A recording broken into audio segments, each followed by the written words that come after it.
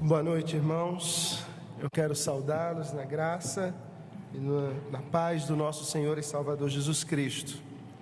Eu quero falar da minha alegria e do prazer, da satisfação de mais uma vez estar nesse púlpito pregando, trazendo a palavra do Senhor. Tive a oportunidade de, nessa manhã, estar com os irmãos, o que me foi muito feliz, o que me foi muito prazeroso, assim como estive com os jovens ontem à noite e também na escola dominical, na classe, onde de certa forma fui sabatinado por eles, mas assim de forma muito amável, e foi um tempo muito gostoso e muito agradável. Se tivéssemos mais tempo, eu gostaria de passar mais tempo ainda com eles ali conversando, e foi um tempo muito bom. Quero falar da impressão que tive da igreja nesse pouco tempo aqui. Os irmãos são muito amáveis e muito calorosos na recepção. Não é apenas o clima que é caloroso, irmãos. Os irmãos são muito calorosos, são muito amáveis na receptividade conosco. Perguntava a minha esposa da impressão que ela teve da igreja, e foi exatamente isso que ela colocou para mim também. Disse: querido, como a igreja ela recebe bem, como a igreja ela é amável na recepção com as pessoas, conosco, como eles nos receberam bem. Isso me lembra muito a nossa igreja em Recife também, é uma característica dela, de ser uma igreja acolhedora, e me parece que essa é uma característica da primeira igreja presbiteriana de Goiânia, ser uma igreja acolhedora, ser uma igreja que recebe bem as pessoas, e nós nos sentimos nesses pouco menos de 2 dias aqui com os irmãos, muito bem acolhidos. Eu quero dizer que isso é algo que o Senhor tem dado aos irmãos e que tem sido muito bom da parte de Deus, que o Senhor os conserve assim, pois o Senhor os fará serem muito usados ainda nas suas mãos, com essas características da sua parte. Abramos então a palavra do Senhor no livro de Apocalipse, no capítulo 10. Quero ler com os irmãos então este capítulo inteiro. É um capítulo de apenas 11 versos.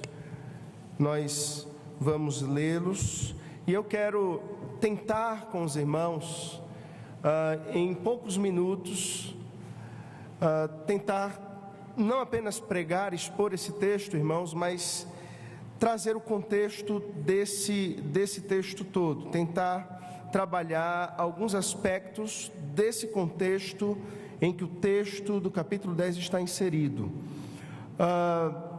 Eu preguei desde março deste ano, eu venho pregando em Apocalipse na minha igreja, capítulo por capítulo, texto após texto, e tem sido uma experiência muito boa.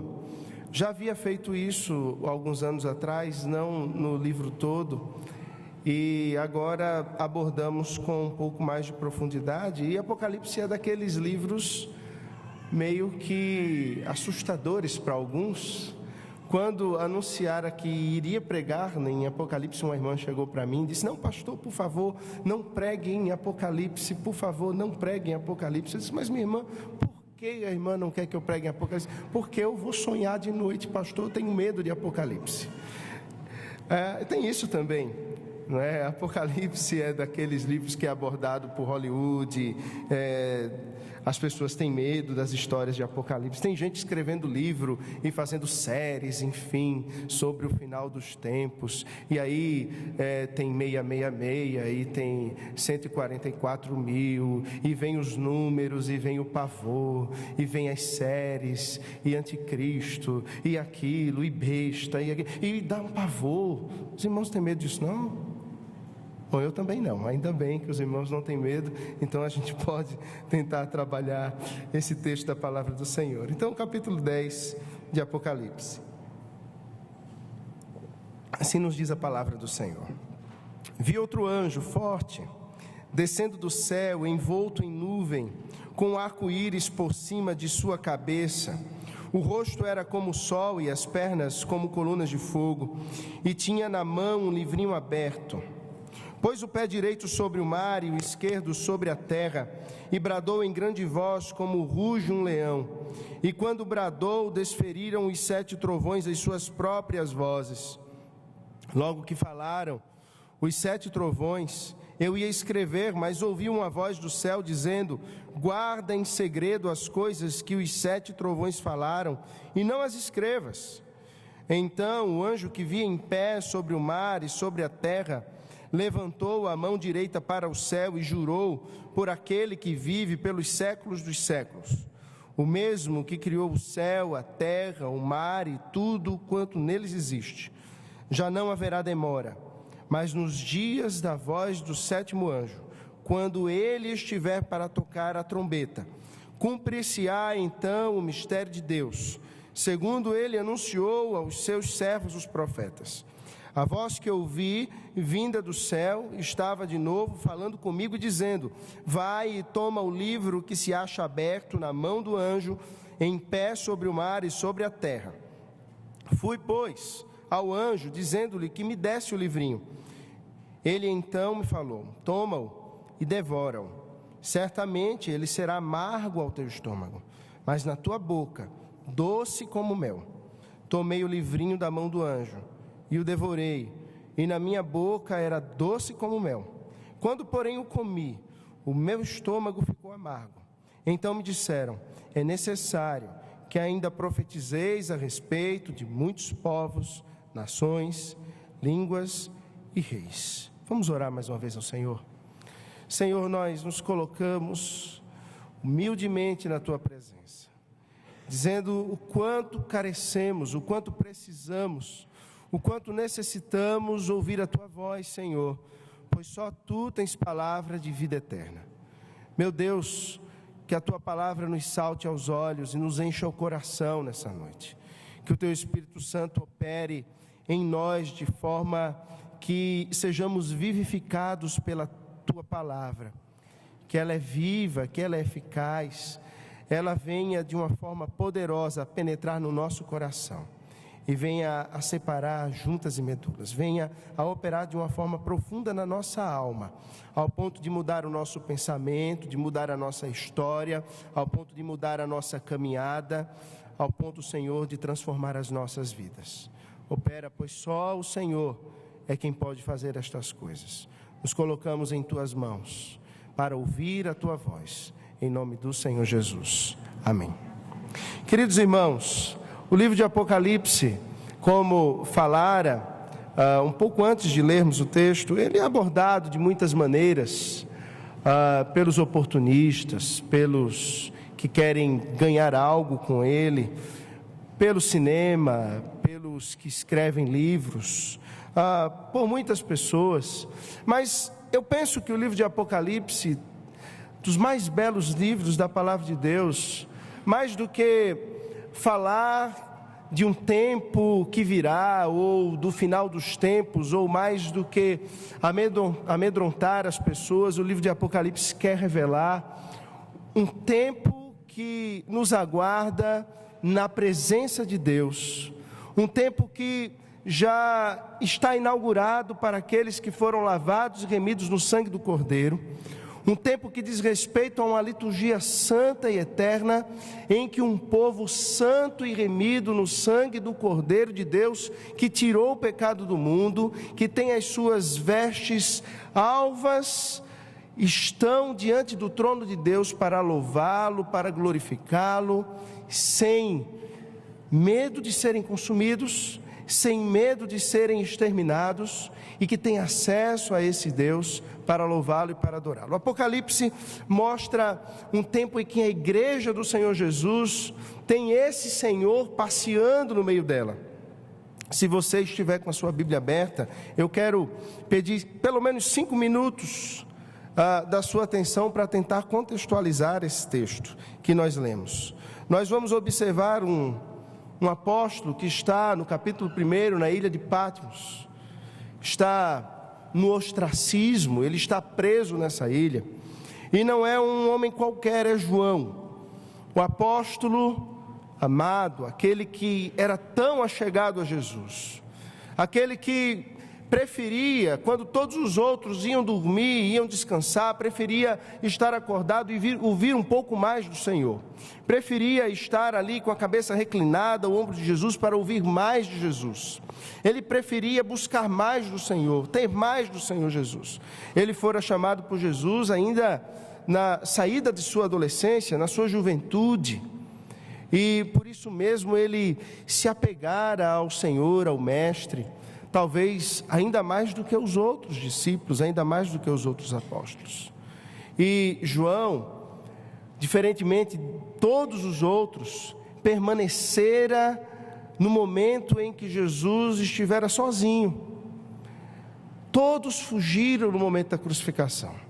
As multidões que perseguiam Jesus para a cura, para ouvir palavra de vida, para ouvir um belo discurso, as multidões que perseguiam Jesus como o Rabi, que estava operando milagres por toda a Judéia e Galileia, havia desaparecido. Aqueles que lotaram a casa em Cafarnaum, aqueles que lotaram as ruas, que apertavam Jesus, esses desapareceram. E a multidão que sobrou foi a multidão do escárnio, foi a multidão do apedrejamento, foi a multidão dos xingamentos, foi a multidão do crucificam. Mas João e algumas mulheres permaneceram ali junto à cruz e viram todo o tempo de Jesus, até o brado do Senhor dizendo que estava tudo consumado. João, com uma determinação muito grande no seu coração, permanecer aos pés de Jesus. Eu imagino qual era a saudade de João quando o Senhor for assunto aos céus, e qual era a ansiedade pela volta, pela parousia de Cristo, pelo retorno de Jesus, pela volta de Jesus, pois eles, a igreja do primeiro tempo, a igreja primitiva, aguardava que Jesus voltasse a qualquer momento, aguardava que Jesus voltasse naqueles dias, eles aguardavam que Jesus voltasse amanhã, que Jesus voltasse hoje, eles dormiam aguardando que Jesus voltasse naquela noite, e João era assim, aguardava que Jesus voltasse naquele tempo em que ele vivia. E a saudade certamente lhe apertava o coração, pois ele vira o Mestre, e ele amava o Mestre, e ele era apegado ao Mestre. E eu imagino, queridos, qual foi a emoção de João nesse relato do capítulo 1 de Apocalipse, quando no dia do Senhor, num domingo como hoje, num domingo como esse, em que nós nos reunimos, em que pela manhã ceamos, tivemos um encontro com o Mestre Jesus, nos lembrando da sua crucificação, da sua ressurreição. João teve a visão, um dia como esse em que nós nos reunimos, e ele viu Jesus. Eu imagino a emoção que tomou conta do seu coração, da sua vida, ao ver mais uma vez o Mestre, mas não o Mestre que ele vira andando nas ruas poeirentas da Judéia, não o Mestre que fora ressuscitado depois da crucificação, um Senhor Jesus completamente diferente. Ele vira agora um Jesus completamente glorificado, que passeava em meio aos 7 candeeiros, em meio aos 7 luzeiros, em meio às 7 igrejas, que era a própria luz em meio à igreja de todos os tempos. O Senhor que vê a igreja pelos séculos e pelos séculos, enfim, o Senhor Jesus que ilumina a própria igreja, esse Senhor Jesus que João via, era um homem completamente diferente. Era um homem com vestes talares, não mais, um homem que vestia as vestes próprias dos judeus, vestes cansadas e surradas, mas um homem com vestes sacerdotais e vindas da própria eternidade, cingidas todas de branco, que tinham a cinta de ouro à altura do seu peito, e que tinha os cabelos brancos como a lã e como a neve, que tinha os seus olhos como tochas de fogo, que podiam penetrar no mais profundo da alma de qualquer ser humano e prescrutar qualquer coração e consumir o mais profundo do seu ser, que ao abrir da sua boca tinha uma espada afiada de 2 gumes e que tinha os seus pés como o latão reluzente. Os pés de Jesus não eram mais aqueles pés cansados e que se deixariam ser pregados numa cruz. Os pés de Jesus eram pés prontos para vir e pisar a terra e esmagar os seus adversários.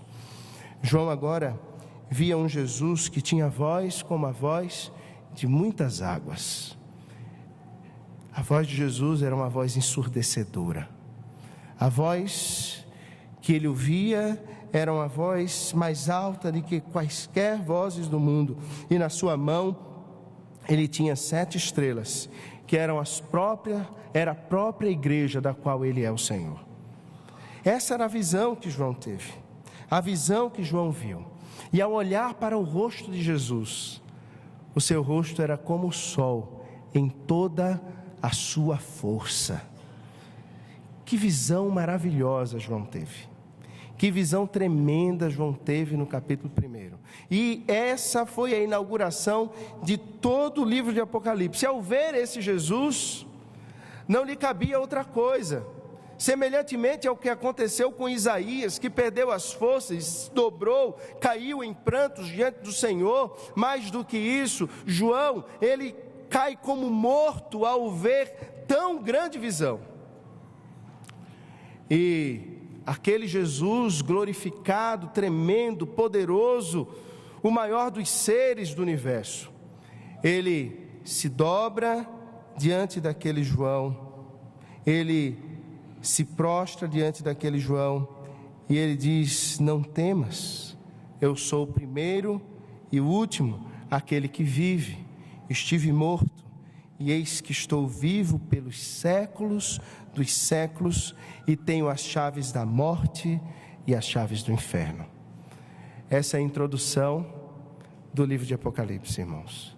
Uma introdução tremenda, poderosa, que vai determinar tudo o que será escrito a partir daí. Os capítulos 2 e 3 são cartas escritas às 7 igrejas da Galácia. Nós conhecemos, são as partes mais pregadas do livro do Apocalipse, em que o Jesus que passeia no meio dos 7 candeeiros relata que conhece muito bem a sua igreja, conhece as suas lutas, conhece os seus defeitos, conhece as suas fraquezas, conhece os seus erros, conhece os seus acertos. E Jesus tem promessas, Jesus tem juízos, e Jesus tem palavras de misericórdia para essa igreja.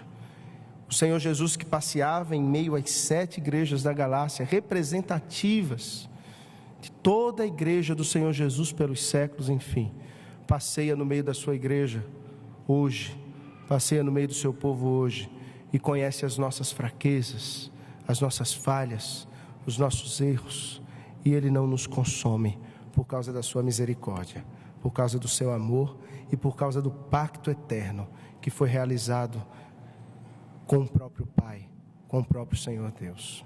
Os capítulos 4 e 5 do livro de Apocalipse vão relatar o trono de Deus, o louvor, a adoração, a glorificação e um momento tremendo em que João e os seres estão preocupados porque há um livro para ser aberto e não se acha ninguém digno de abrir o livro. Não há um ser digno de abrir o livro, ninguém é digno de abrir o livro, e João está atemorizado, preocupado, angustiado com isso, até que alguém lhe diz: não temas, há alguém digno de abrir o livro.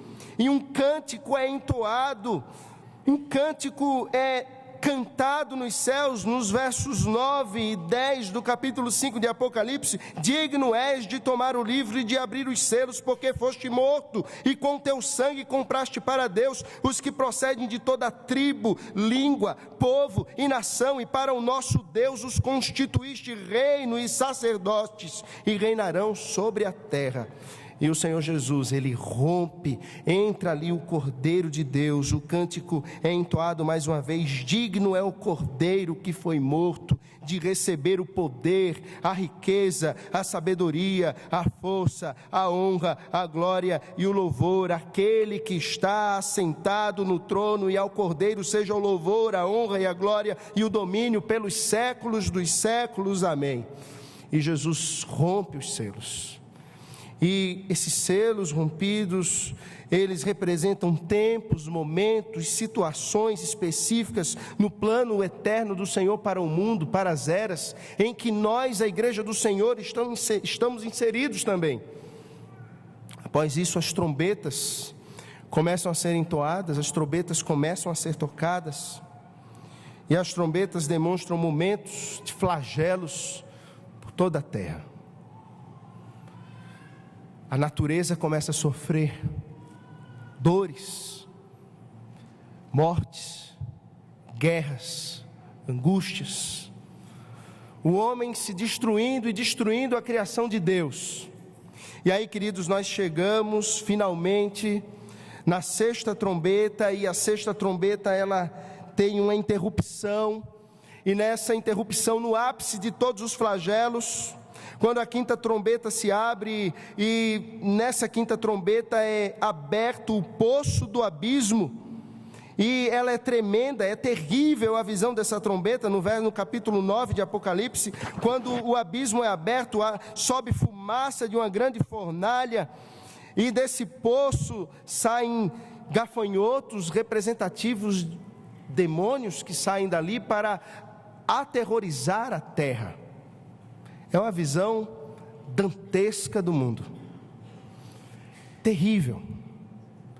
A sexta trombeta toca, mostrando muita morte também. E tudo isso tem uma interrupção com o capítulo 10. E o Senhor, nessa interrupção, eu chamo o capítulo 10 de Apocalipse de uma peça interruptória, uma peça intermediária em Apocalipse, em que o Senhor, Ele, em meio aos flagelos, em meio à dor, em meio à aflição, em meio à angústia de um mundo de Deus que tenta viver sem Deus, o Senhor fala à sua igreja e ao seu povo: eu estou com vocês, eu vejo a luta do meu povo em meio a toda a aflição que o mundo está vivendo. Eu sei aonde vocês estão vivendo, e eu sei o que vocês estão vivendo, e eu sei o que vocês precisam passar por causa do juízo que está imposto a esta terra por causa do pecado do homem. Mas eu não me esqueci. Eu interrompo os flagelos, eu interrompo o juízo, eu interrompo toda a angústia, eu interrompo todas as lutas para falar a vocês. E João é representativo dessa igreja nesse momento. Quando ele ouve a voz do Senhor, quando o céu se abre, e o texto fala então de um anjo forte descendo do céu, um anjo tremendo que desce do céu. Não é o Senhor, não é o Senhor Jesus, não é o próprio Deus, mas é como que um ministro do Senhor representando o próprio Deus, a quem o Senhor dá uma procuração, a quem o Senhor dá um mandato eterno para descer ali e representá-lo na terra diante da sua igreja e trazer-lhe alívio da sua parte. E esse anjo traz símbolos que representam a autoridade que Deus lhe deu. Esse anjo vem forte porque ele representa a própria autoridade do Senhor. Ele desce diretamente do trono da glória, do trono da graça de Deus. E ele vem representando a própria majestade do Senhor, pois ele vem envolto numa nuvem. Ao olharmos para o próprio texto de Apocalipse, nós vemos a nuvem que enche o trono da graça, o trono de Deus.